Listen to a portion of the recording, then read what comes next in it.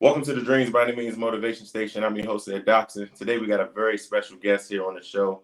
Very familiar face, very familiar name. If you're in the music world, if you're in the party world, and more importantly, if you're live in my hometown, DC, if you've been to park, if you've been to brunch, if you've been to OZOs, if you've been to any type of event going on in the district, man, everybody know when you hear that drop, it's quick. So happy for you to be here on the show, bro. Thanks, man. I'm honored and humbled. Anytime I'm asked to do an interview, I don't care who it is. It's humbling because you could be interviewing anybody, and why you chose me, I don't even know. So, no, man. Yeah. So just want to start with it, man. The party kingpin, like, where that name come from? I was given that name. I can't remember who gave it to me. I never like accolade myself. I never call myself the king. People tell me this. I've been in the business now for over 3 decades. Yeah. I've done every club across America, not just DC, and abroad, and international and global spin awards. And I remember saying a while ago, I perfected the art of performing.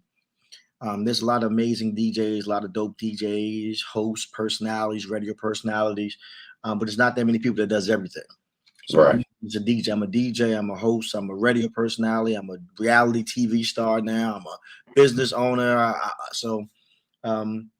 When you see me perform, it's different. I always say, like, there's guys that's going to kill the club, but when Quick gets on, it's just different.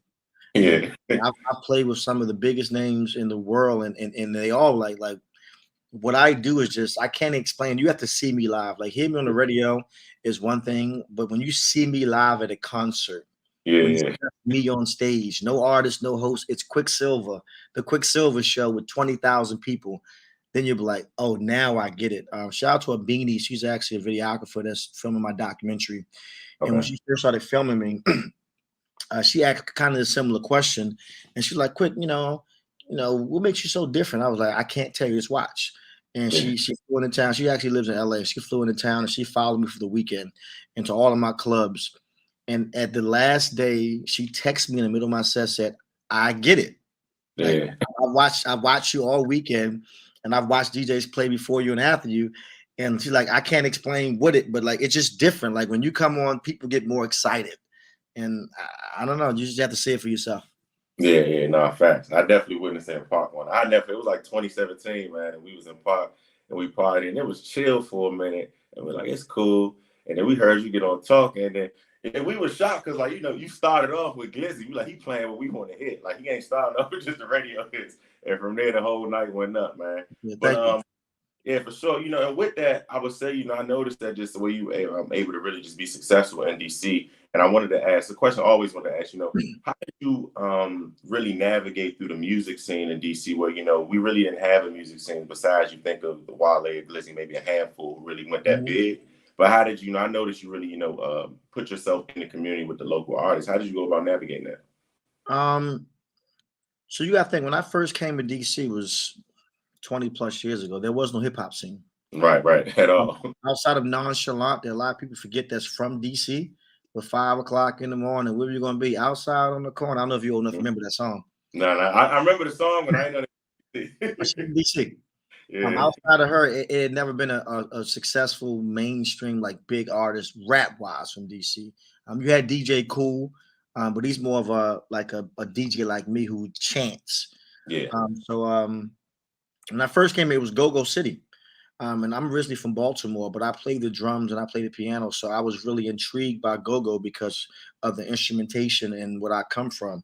And I remember, like, when I first came here saying, like, this is crazy because, like, there's really no hip hop scene. And then all of a sudden you started hearing about the Wale's. But even when Wale first came out, if you follow his history, he was rapping over go-go. Right. Big Doug was a go-go record. Yeah. Pretty Girls is Wincy Backyard Band singing. I mean, Get the Ice Cream, man. He literally took all the big go-go songs at the time and rapped over them. Right. That's how he got popular. And from him, of course, you had the Fat Trails, the Shy Glizzies, and now the list goes on and on, from Light Show to I can go up. So I'm honored to, like, been a part of the growth of it. I've always been grassroots. What's kept me relevant over these past 3 decades is not just my talent, it's my ability to tap into the industry. Yeah. I mean, I was very instrumental in Shy Glizzy's deal. A lot of people don't remember. Like, I remember when I first really got behind him. I remember getting a call from Leo Cohen, like it was yesterday. Oh Who wow. owned 300 and Def Jam at the time, and Kevin Lyles, his partner, who's from Baltimore. That's my OG. But I remember sitting at my dinner table, my wife, and a block number kept calling, and I kept knowing it. Like, who the hell Yeah. called me? And then he texted me like, "This is Leo Cohen. Answer the phone." So I'm like, okay, somebody playing. Yeah. That's like Jay-Z texting you, like, this is Jay. You're like, okay, who's this? But he kept calling. So then I answered the phone, irritated, like, hello. And if you know Leo's voice, hey, Quicksilva, this is Leora. Tell me about Shy Glizzy. And I'm like, oh shit, this is actually Leo Cole. Now I'm like a little kid. But I remember just telling him about Glizzy, and then I remember going to New York, meeting with him at his house. Me, Oh, wow. him, Glizzy, and Kevin, and my partner Sean Caesar. Went to New York, and he signed his deal that day. Yeah, yeah. It just like I say, I never take credit for anybody. People put their own work in. But I've been honored to be, a driving force behind the local music scene, not just in DC, but in Baltimore as well, and can help bridge that gap. Correct me if I'm wrong. Before I really became like big in DC, it wasn't a DJ from Baltimore that had like a name that's this big in DC. Right. What I did was I took my stardom, for lack of a better words, and kind of bridged the gap. Yeah. Like, now Baltimore artists are getting booked in DC, where that was unheard of. Yeah, Now yeah. artists are doing records with Baltimore artists, which was unheard of. Yeah, I yeah. take all the credit, but I'm gonna take a lot of it. Yeah, because I mean, it's no, I'm born and raised in DC. It's growing up, DC and Baltimore is kind of thing They where hated like each other. y'all thing we do out there. DC called us Bammers, and we Right. called y'all clowns. Yeah, and it's crazy, man. Look at these clowns wearing all that hobo, and y'all Yeah. like, look at these Bammers wearing them white tees. Some are doing too. Yeah. And here comes Quicksilva, a guy that says doing too, who becomes not just the biggest DJ in DC, but one of the biggest DJs in the country. Yeah, for sure. Because that's how when I went away to school, that was my thought. But Baltimore ended up being some of the coolest people ever, bro. You know what I mean? But growing up, we was taught like, nah, Baltimore people bad, but that's a whole other world. But that was my next question I wanted to ask. You mentioned about Lior and being able to work with those different people like Kevin Lyles. Through your career, man, I know you work with so many people. I did some research. I know you went on tour with Hov before. Like, what would you say, who was somebody that inspires you the most? I know it's probably a handful of people. Who was someone that inspired you the most throughout all of these decades of your career? Inspired me the most? That's a good question. Inspired me the most? I don't know. It's a good question. Before, I've worked with everybody. Yeah. A lot of people don't know. Like, I was a DJ on BET 106 in Park for 5 seasons. I DJ, like you said, like you just mentioned, I was the DJ, one of the official DJs on the Rock the Mic tour. We started Jay-Z, 50 Cent, Busta Rhymes, Missy, Lil Mo, and Fabulous. I was Lil Mo's DJ and to now for decades. I mean, I've been Mario's DJ. I'm still Ray Lewis' official DJ. I've opened up for Janet Jackson. I've done it all. I think one of the moments that I regret that I don't have footage of, because now I have a videographer that follows me now, but for years it wasn't social media. Two of the biggest moments that I don't have any documentation. So if anybody's watching this, if you have it, I will actually pick for the video and footage. Opening up for Janet Jackson at the arena was humongous. But I remember Stevie Wonder came to Park. Okay.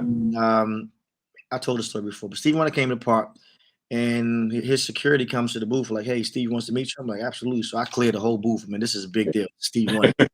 Everybody got to leave. Everybody, including you, right? So Steve Wonder comes over, and he says, "Hey, DJ, you got any drum patterns?" And remind you, I don't know what drum patterns are, but what I'm not going to do is tell Stevie Wonder no. I'm like, "Absolutely, I have plenty of drum patterns." Right. Okay, all right. So I whispered to his I think, manager. I said, "What's drum patterns?" He said, "A beat with no words."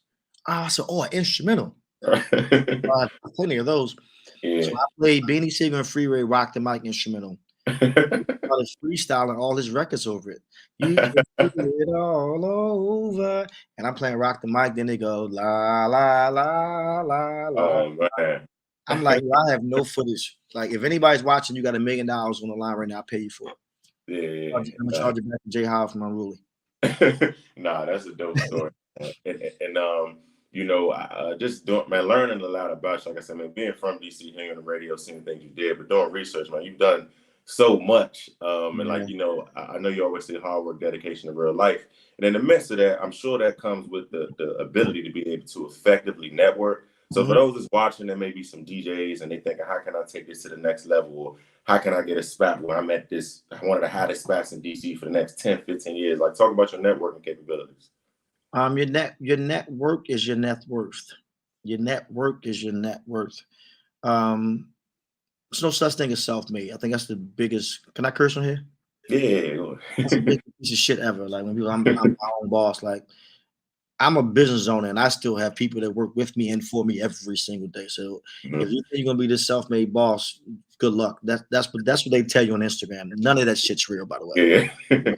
Don't believe not the people that wake up and tweet rise and grind. You know, they're not really rising and grinding. They're home playing a video game, tweeting like I wake up and grind, and I'm counting money. Like, I'm not on Twitter. Like, oh my god, look, everybody rise and grind. So Yeah. I hope I offended somebody, and hopefully that inspires you to stop doing that kind of shit. But I think for me is that, like, networking has helped keep me where I am. Hard work, dedication, and consistency has got me to the position that I'm in. But being able to network with others and help others has kept me relevant over these years. A lot of people got hot. Most of the people that started DJing when I started, they don't even DJ anymore. Yeah. I started in the 90s. I'm almost 30 plus years in, you know, and I'm still young. Yeah. I was a kid when I got into business. But I've always networked with people. Like, you know, most of my bookings now in my career comes from recommendation. I'm not a local DJ, so you just can't book me in the day. You got to go through management, my team. We vet in the process. But most of it's like, you know, I DJ for this person, and he says or she says, you know, that's dope. I have a bigger event coming up in, you know, Paris. Can you come here? So, like, all that networking, man. I really encourage anybody to network, put yourself out there, go to industry events. I always say being outside ain't where it is. When you're outside, make sure you're somewhere that's quality over quantity. I think a lot of us, they think being busy means being productive, and those are two different things. So make sure when you're being busy, you're actually being productive with the right people, and not just tweeting I'm outside. Right. Nah, facts. And one thing I noticed, man, I noticed the same energy you have as far as DJing, and in that space, you have that same energy in the community. I know, you know, when I was back correct you there. I don't have that same energy. My passion is DJing. My calling is being a public servant. Okay. My calling is being an inspirational speaker. My calling has been a philanthropist. Yeah. My pastor said I'm gonna be a pastor one day, but I told him I like cigars too much, so I don't know if I can give that up. You know, I like cigars and drinking, so I don't know if I can be a pastor. But I love that more than DJing. I don't think I've ever said that publicly. My manager Sean Caesar knows that. But DJing, that's who I am, because I've been doing that for so long. But when I'm me at my finest outside of being on stage is when you put me in front of a crowd and tell me to inspire them. I mean, I was the keynote speaker at the March on Washington for Black Lives Matter when that whole movement was happening with 20,000 people. And I've never wrote a speech in my life. I've never wrote down a vitamin of the day. All these things I speak from the heart. Right now, I started these things just because who I am, right? But now people pay me just to come inspire. I mean, I'm gonna tell you how much money I made, but I just got paid a large sum of money to speak at the DC government retreat. Okay. And I'm thinking, like, why do y'all book me? Like, I'm just a ex-hood dude from Oh East yeah, Baltimore. I think I saw that the ones graduation. Right. So I'm like, I'm a dude from East Baltimore, no college degree. Like I done been through some shit in my life. Like, but I always believe my life is a walking testimony that you can still make it. So I love the fact that I think when it's all said and done, I won't be remembered for DJing. I'm grateful that I'm remembered as an inspiration to somebody not to give up. Yeah, for sure. And that's a you know, segue to, I know, some of the community work. I wanted to ask you about the DJ school that you have at Southeast DC as well as Baltimore. Talk about how that came about. Just from my love of DJing, I feel like the art of DJing was being lost. Due to so many things from Serato to people just anybody can become a DJ now. So right now you can be a DJ. Buy a laptop, download some music, and put Serato on there. And now you can say, "Hey, I'm a DJ. Book me." Mm-hmm. You have no skill set, by the way, but Yeah. you know the music to play. You can play the horn, and you can play swag surf, and now somebody might book you, right? Yeah. And I realized that I'm a DJ. Like I come from the battle era. Rest in peace, Rock Raider, DJ Scratch. I mean, Kid Capri. I mean, I come from the era of DJs. To call yourself a DJ, you had to really be a DJ. It's like when Yeah. you call yourself a rapper, you had to actually have metaphors and have bars. Yeah. Not about that. So I just noticed over the years, a lot of these young DJs, they just didn't know the fundamentals. Like they didn't know what BPM stand for, which are beats per Yeah. minute. They didn't know that you had to start on a one, and every song starts on one and ends on eight. So every song goes 1, 2, 3, 4, 5, 6, 7, 8, 1. So Yeah. bringing the song in on a four, I mean, it was disgusting. And I'm like, I want to start a school just to save the culture of DJing. Literally, Mm-hmm. that become a humongous business. Where I'm now opening up my third school soon. I have one in Baltimore, one in DC, and I'm opening up one in Virginia the next month or two. Okay. My goal is my radio show is syndicated in 10 cities. I'll soon be in 20. But I want to have a school in every city that I'm in.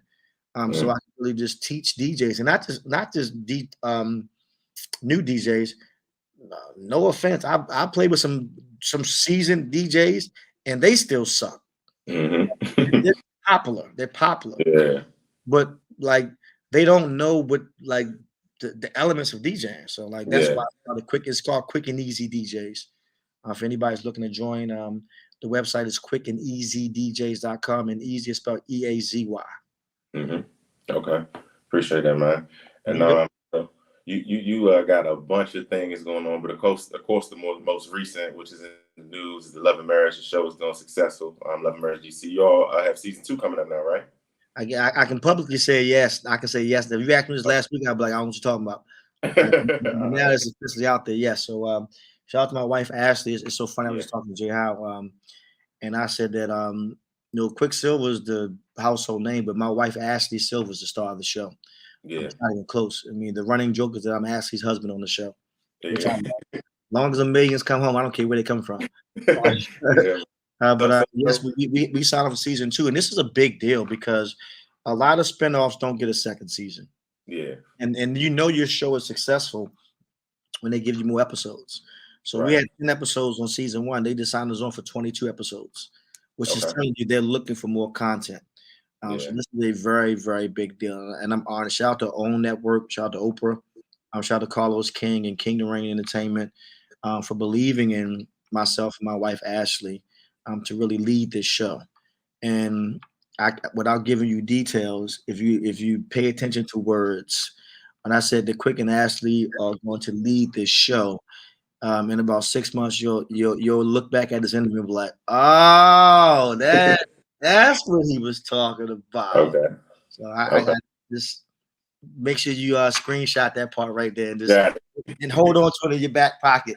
For So sure. when, For sure. when things transpire, you can repost it and be like, you know what, you heard it first right here. No question. Yeah, man. But how has that been? Letting the world into your marriage, into your home. Like, how's that been in It's transition? not easy, but one thing that I said, if you watch the show, is that reality TV is like social media. It Yeah. doesn't break up strong relationships. It exposes weak ones. So Mm-hmm. if relationship is weak, don't go on TV. Yeah. I mean, if you got side babies and side chicks, like don't go on TV. Like it's Yeah. come out. Yeah. Um, if you know that you're strong, use it as a platform. All we use this show is for marketing and promotion on businesses that we already own. And then they're paying us to be ourselves. One of my famous vitamins is if you be you long enough, eventually people will pay you just to be you. We're getting paid a big ass check just to wake up every day and be us. Like when people used to Yeah. talk about the Kardashians, who are now billionaires, by the way, people Right. were mad at them because they would say, but they don't do anything. I work every day and I have 10 degrees and I do this and I grind and I only make 80,000 a year. And you pay these people who do nothing 80 million a year. Mm-hmm. So are you mad at them or yourself? Right. Right. Yeah. For Us, real. we're literally getting paid just to be us. Like I'm not Yeah. waking up, there's no script. There's situational things where they kind of give us a heads up, but I mean, this is a humongous opportunity. But however, like you say, you have to have thick skin because Mm-hmm. social media is brutal. Black Yeah. Twitter don't give a shit about nobody. Yeah, that Black Twitter They kill love you. you tomorrow, cancel you today, then they love you back tomorrow. So it's not real. Mm-hmm. Also in the cancel culture, for people who are confused, it's not real. It's people on Twitter mad for a day. And then they Yeah. move on to the next person the next day. Every day they mad at somebody. Some days it's my Right. day. The next day it's gonna be your day. So just don't log on Twitter. I remember Dave Chappelle is the best thing ever. When Dave Chappelle got in all that smoke was because of what he said about certain people. Yeah. I mean, he was canceled. He's done, and Netflix dropped him. And he was on his comedy special. He said, "Man, I heard I was canceled on Twitter. I don't give a shit. I'm not on Twitter." Like that's real. Like, Yeah. what do you mean you cancel me? You can't cancel me. You don't sign any checks. You're a person who follow. You follow Right. me. Right. You took the time out of your day to press the follow button, and because you're mad, guess what? You know, if you press it again, it unfollows. Yeah. Or it's another block feature. You can just block me. You can't Right. stop my blessings. There's nothing you can do about my blessings. My life is tailor made for me. So once people realize that, I say all this to bring it back to what you were saying is that you have to have thick skin and be able to ignore the BS. Yeah. Because if you fall victim of the BS on social media, you'll lose every time because the internet's undefeated. Yeah. So there's been times on the show where things were said between me and my wife and people on Twitter, they interpret them their way. And that's the other thing. You have to remember this. We film every day, 8 to 10 hours a day for 6 months, right? Damn. So out of those 8 to 10 hours for 6 months, they condense all that film into 1 hour. So imagine how much stuff we filmed that didn't make it. So for Yeah. the people who have an opinion, I'm like, you're seeing like a 1% of the other 99%. And it's a TV show. It has to be entertaining. It Yeah. has to be drama. So Right. I have all these opinions. I be man, and my wife Ashley, we'd be home laughing, like, look at them, they're so mad. Right. We're so happy. Like they're having a bad day and we're home with our feet up headed to vacation. And like Yeah. in their mind, they think that they know, like, you don't know shit. You know what we want you to know. Like, so like Right. it's hilarious how people can watch a TV show for 1 hour a day. Mm-hmm. And now they know Quicksilva. I know everything about him. I know Yeah. inside and out. I know everything. And I'll be like, yeah, you do. Thanks. Make sure you watch next week. Right. Right. Get the views up. Yeah, man. And you know, speaking of knowing about you, I think something I saw most recent, which is really big, was you know, the Ben's Chili Bowl That's you know, me. honor, man. Let's just get into that. That's like a big deal. I mean, you know, being a native, knowing about Ben's Chili Bowl, always hearing how it was really just the Bill Cosby thing when he got the honorary. I want to ask you, you got free chili in there now, man? You eat for free? I actually got a free glizzy, man. Last time I was there, they didn't charge me, man. It's crazy. So if you watch this show on episode 1, I made a joke to my wife. And I said, baby, there's only 2 good husbands left in the world, me and Barack Obama. So it's Barack and you know, Twitter, they ran with that one. Oh my God, who he think he is? Once again, it was a joke, everybody. Relax. Go back to what you were doing. But fast forward, maybe I spoke into existence because now I'm up on the wall next to Barack Obama. Yeah. In real life, as I would say. It's crazy to see that because you know Barack Obama's here. Yeah. In my eyes, that's Barack.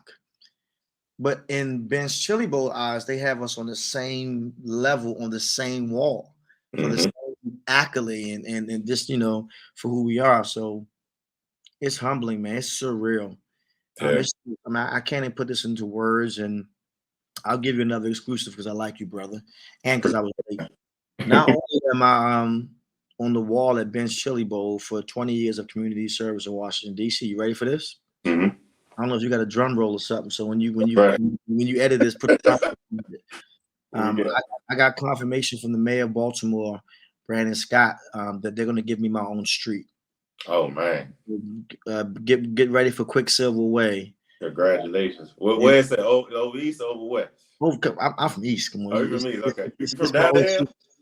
I'm from Shady Side. Shady Side West. So they renaming my street that I grew up on, Quicksilva Way. That's what's Which to me is bigger than anything. Like Yeah. I said this in my speech when I was talking at Ben's Chili Bowl. I said most people get their flowers when they die. Mm-hmm. And this is I don't know why people are that way. No one celebrates you while you're living, or they wait for you sick or you go to jail or something like that. Then they tell you how amazing you were. For me to be getting all these flowers now is unheard of to me. Yeah. Maybe there's somebody else that got these type of flowers when they were still alive and well and in good health, mentally and physically. But this shit is, I mean, this shit is bugging me out. Like every Yeah. day I wake up and say to myself, "Why me?" And then I hear a voice in my head say, "Why not you? You Mm-hmm. deserve it." So I'm on it. For sure, man. For sure, bro. Appreciate that exclusive, man. But thank you for coming on the show. You know what I mean? This is a platform where Dreams by Any Means we talk about hustle plus faith equals success. And I think you're a prime example of that, man. So definitely, you know, on behalf of me being a native from DC, the community work you've done, the vibes you brought, the brunch Thank scene, man, you know, you did a lot. you. So, that's Sunday our Funday brunch. I say yeah. Sunday Funday brunch undefeated in DC. I don't care what city you at. I tried to go to brunch down here in Miami, bro. And it's What's like, phone? That's your fun, phone. but I kept telling him, I was like, you don't understand where I come from. We curated it. So it's like, it can't be. We started the Sunday. Our Sunday Funday started noon and it goes till 3 a.m. Right. I mean, I had 5-year-old phone on my show, and I remember asking him. I said, "In New York, what time is brunch starting?" And he said, "Brunch starts around 2-ish and it's over about 5 or 6."